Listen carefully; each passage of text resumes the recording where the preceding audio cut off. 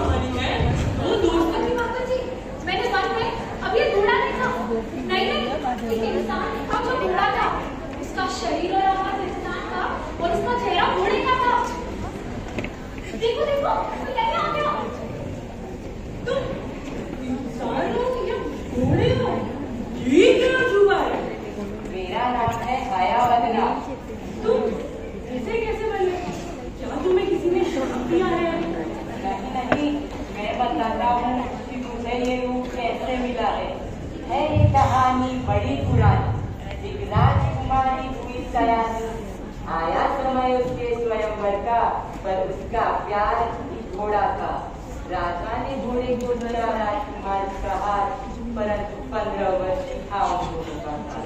उस घोड़े पर से हुआ कुबेर का श्राप खत्म और इंसान के रूप में उसने दिया नया जन्म।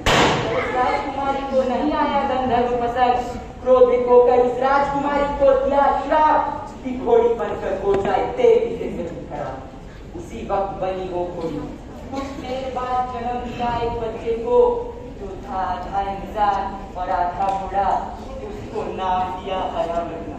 अब मैं ही हयावदना हूँ। दुखी मत हो, मेरे पास इसका उपाय है। गांव के बाहर एक काली माँ का मंदिर है। माँ के शरीर का पूर्णता मांगो, वो तुम्हें पूर्ण कर देगी। अरे अरे कहाँ गए? तुम इसके साथ जाओ।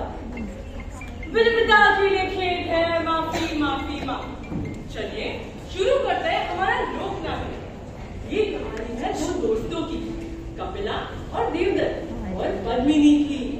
जब देवदत्त ने पद्मिनी को देखा तो उसे बहुत चढ़ने लगा। जब ये बात कपिला को पता चली तो वो खुद गया पद्मिनी को बनाने, परंतु कपिला को भी पद्मिनी पसंद आने लगी। बट उसे यह बात किसी को नहीं बताई। फिर देवदत्त की शादी हो गई पद्मिनी से। फिर एक दिन कुछ ऐसा हुआ। देवदत्त चलो ना उज्जैन चलते हैं। पद्मिनी, तुम्हें हर जगह जाने के लिए बच्चों जैसी जिद करती हो, और कपिला भी तुम्हारा हर चीज में साथ देता है। देवदत्त, कपिला आपके मित्र है और जब आप कहते हैं तो खूब से बात करते हैं। देवदत्त, आपको पता है कपिला भी हमारे साथ उज्जैन आने के लिए तैयार है। अच्छा, मुझे तो नहीं पता था। छोड़ो भी, वैसे भी हम कहीं नहीं जा रहे। आप 2-3 कविताएं और लिख लीजिए। अरे अरे, तुम गुस्सा मत हो। अच्छा बाबा ठीक है, चलते हैं, सब साथ में चलते हैं। चलो ये चीज कपिला को बताए। कपिला, कपिला, बोलो देवदत्त, क्या हुआ?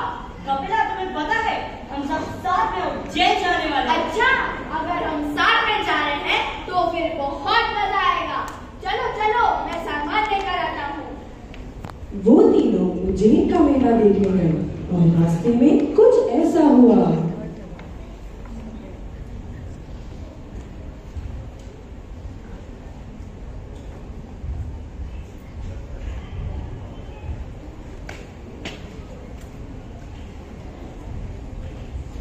अरे पद्मिनी, तुम्हें तो माला, कंगन, बिंदी ये सब लेना था ना। चलो मेले में चलते हैं। हाँ।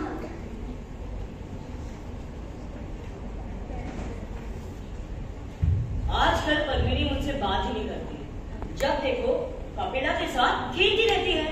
क्यों ये सोच मुझे परेशान करता है कि अगर कपिला और पद्मिनी की शादी साथ में होती तो बेहतर होता।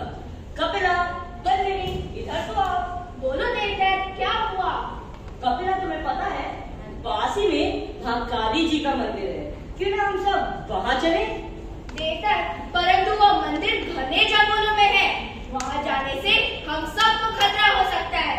क्यों ना हम इस सुंदर मंदिर में जाएं? मैं और पद्मिनी वहाँ जाने का सोच रहे हैं। क्या तुम भी हमारे साथ चलोगे? नहीं नहीं, तुम दोनों जाओ, मैं यह किताब पढ़ता हूँ। चलो पद्मिनी। मेरी समस्या का सिर्फ एक ही उपाय है, माँ काली जी।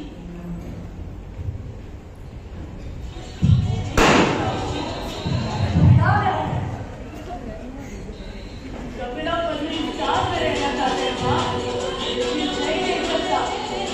मेरा समर्पण स्वीकार करो माँ, मुझे अपने चरणों में स्वीकार करो माँ, स्वीकार करो।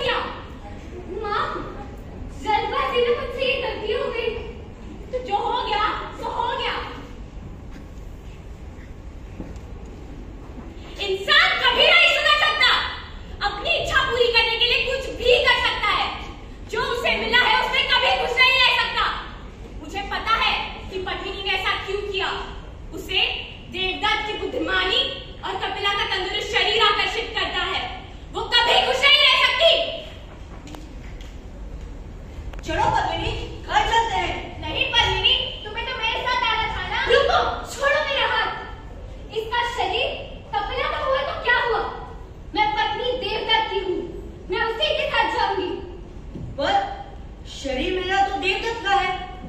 अच्छा तो ये बात है। पत्नी आइंदा तो मुझसे बात न करना, मैं जंग जा रहा हूँ।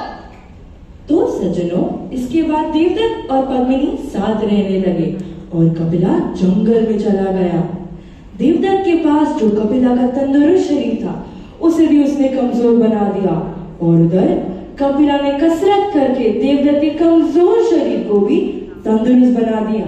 एक दिन पद्मिनी बिना बताए कपिला के पास चली गई और उसके साथ रहने लगी। पद्मिनी, किधर हो तुम? पद्मिनी, तुम इसके साथ क्या कर रही हो? तुम्हें पता नहीं, हम साथ में रहने वाले हैं।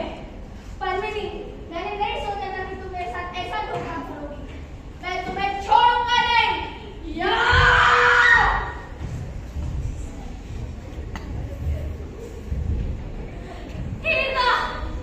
ये क्या हो गया?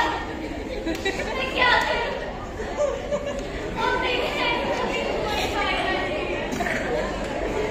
मैं भी अपने आप को अग्नि में समर्पित करती हूँ।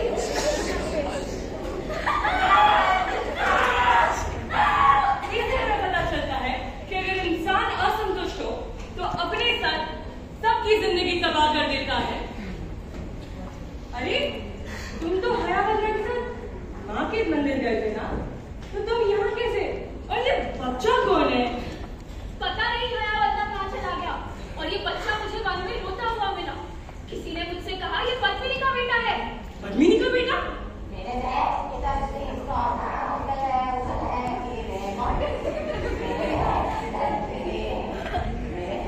तुम हयावल्लभ हो ना? और तुम क्या कर रहे हो? तुम्हारे कहने पर मैं काली माँ के मंदिर गया था।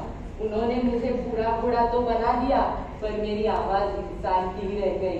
मैंने किसी से सुना था कि गंदा गाने से आवाज घोड़े जैसी हो जाती है। मेरे देश की धरती इसी तरह हमारा लोक नाट्य